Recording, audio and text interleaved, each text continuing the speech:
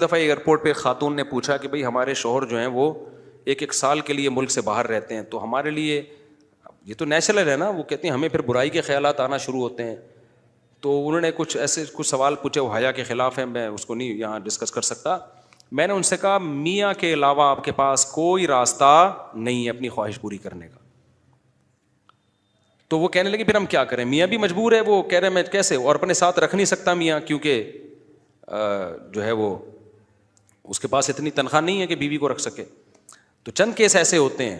اصولی طور پر تو میاں کو چاہیے اللہ پہ توکل کرے، غریب بھی ہے نا اپنے ساتھ اپنی بیوی کو رکھے. کوئی بات نہیں، میاں بیوی دونوں روکھی سوکھی مل کے کھا لیں گے، کم پہ گزارا کر لیں گے. جو بیویوں کو چھوڑ کے ایک سال دو سال کے لیے باہر جاتے ہیں، یہ شریعت میں بالکل پسندیدہ نہیں ہے. اللہ نے بیوی کو صاحبہ کہا ہے، ساتھ رہنے والی.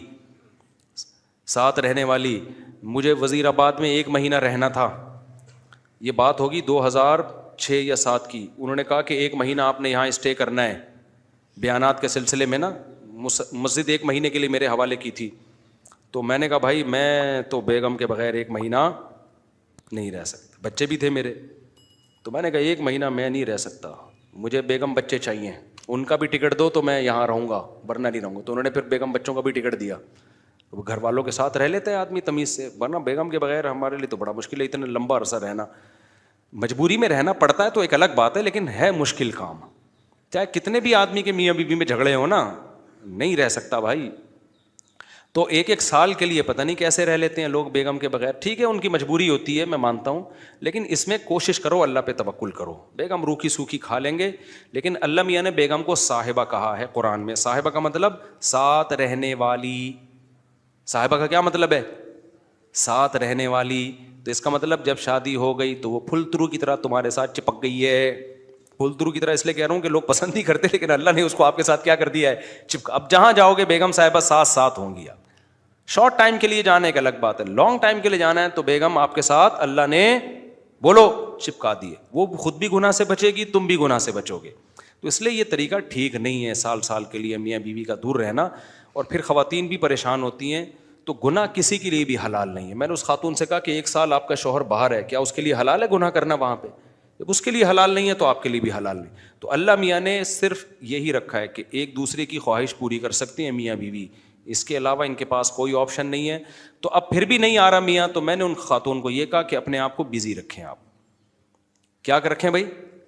کوئی پازیٹیو ایکٹیویٹیز میں اپنے آپ کو کھپا دیں. ایسی موویز تو ویسے بھی ٹھیک نہیں ہے دیکھنا، خاص طور پہ فحش موویز دیکھنا، اور ٹک ٹاک پہ صبح و شام بے حیائی. تو جب یہ انسان کی عادت ہے، جب وہ اپنے آپ کو کسی پازیٹیو کام میں لگا دیتا ہے نا، تو چند دن پھر یہ جھٹکے لگیں گے، اس کے بعد انسان نارمل. کئی لوگ ہیں جو 1 سال گھر سے باہر رہتے ہیں مجبوری میں، بیویاں بھی رہتی ہیں، وہ گناہ نہیں کرتے. وجہ کیا ہے کہ وہ سوچتے ہی نہیں نا اس بارے میں، وہ اپنے آپ کو بزی رکھتے ہیں، مصروف رکھتے ہیں. تبلیغی جماعت میں سال کے لیے لوگ جاتے ہیں. میں تو اس کو صحیح نہیں سمجھتا، بیگم کو، جوان بیوی کو چھوڑ کر جاؤ آپ. لیکن بہرحال جو جاتے ہیں تو وہ گناہ تھوڑی کرتے ہیں، بچے رہتے ہیں، کیونکہ وہ ایک خاص ترتیب میں اپنے آپ کو جوڑ چکے ہوتے ہیں. بہرحال یہ نہیں ہے اس کو. تبلیغی جماعت میں سال کے لیے جا رہے ہو، اگر شادی شدہ ہو بیگم کو بھی لے کے جاؤ ساتھ میں. ہم تو یہی کہتے ہیں تبلیغ والوں سے بھی، بھائی اگر سال کے لیے جا رہے ہو نا، تو یہ زمانہ بہت خطرناک زمانہ ہے. حضرت عمر نے جہاد میں نہیں چھوڑا تھا، تو یا اس کے لیے جو ہے وہ ایجڈ ہو گئی ہے، بوڑھی ہو گئی ہے، ایک الگ بات ہے. لیکن آج کل بہت مسائل کھڑے ہونے کا خطرہ ہوتا ہے. لوگ کہتے ہیں نہیں فلاں سال کے لیے گیا کوئی مسئلہ نہیں ہوا. بھائی مسئلہ ہونے پر حکم کا مدار نہیں ہے، فتنے پر حکم کا مدار ہے، خوف پر. بے پردگی جب ہوتی ہے تو لازمی زنا نہیں ہوتا، لیکن زنا کا خطرہ ہوتا ہے. تو خطرے کی بیس پہ شریعت نے عورت کو پردے کا حکم دیا ہے، سمجھ رہے ہو؟ تو آپ اپنی بیگم کو 1 سال کے لیے، جوان بیوی ہے، اس کو چھوڑ کے چلے گئے، تو ضروری نہیں کہ وہ برائی میں لگے، لیکن برائی کا خطرہ ہے نا. تو خطروں کی بیس پہ احکام دیے ہیں شریعت نے. برائی کا یقین ہو پھر تو بالکل ہی حرام ہے. تو خطرے کی بیس ہے، خطرہ اس بات کا. اس لیے اتنا لمبا بیگم کو چھوڑ کے جانا ٹھیک. اور میں آپ سے بتاتا ہوں، دیکھو جس کو بیوی کے حقوق دینے ہو نا، اپنی بیٹی کو سامنے رکھ کے سوچ لے. آپ یہ چاہتے ہو کہ آپ کی بچی کی شادی ہو اور داماد اس کو 1 سال کے لیے چھوڑ کے چلا جائے، تو آپ اپنی بیٹی کے لیے پسند کرو گے اس بات کو؟ تو جو اپنے کے لیے پسند نہیں کر رہے، دوسروں کی بیٹیوں کے لیے کیوں پسند کر رہے ہو اس بات کو؟ بھائی یہ تو غلط ہے نا. تو اس لیے یہ اچھے لوگوں کی علامت نہیں ہے.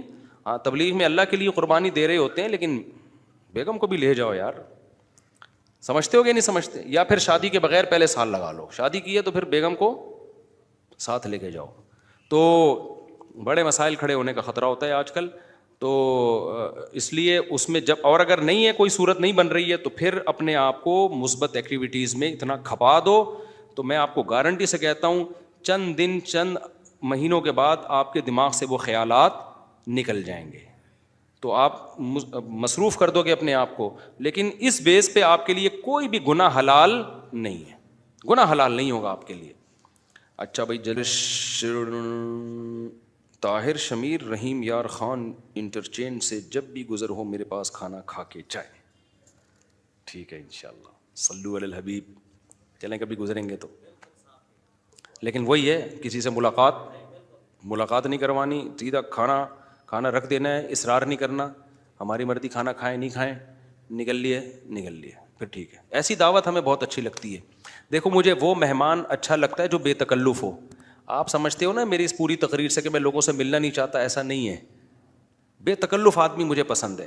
میرے پاس 3 دن بھی لوگ ٹھہر کے جاتے ہیں جو میرے رشتہ دار نہیں ہیں. لیکن یہ وہ لوگ ہیں، کیسے لوگ ہیں؟ ابھی پشاور سے میرے پرانے دوست آئے ملنے کے لیے. آئے، میں نے کہا السلام علیکم، کیا حال ہے، سب سیٹ چل رہا ہے؟ الحمد للہ. اس کے بعد پتہ نہیں میں بھول گیا، وہ خود ہی جا کے